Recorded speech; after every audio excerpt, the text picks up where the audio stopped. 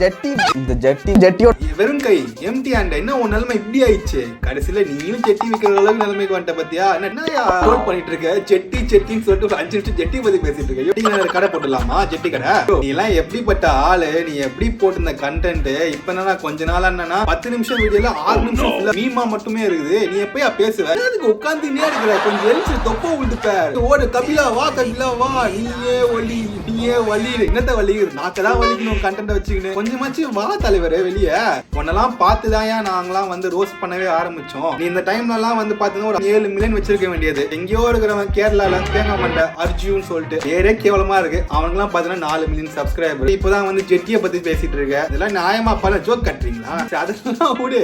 அந்த ரவுண்ட்லயே உட்கார்ந்து இருக்காது கூடாது சரியா? அப்படியே கொஞ்சம் வெளியே வந்து கண்டென்ட் கொஞ்சம் யோசிச்சு போடுங்க. அப்பதானே வந்து 5 மில்லியன் 6 மில்லியன் நம்மளும் தமிழ் யூடியூபர்ஸ் சொல்லிட்டு பெருமையா பீத்திக்க முடியும். தலைவரே.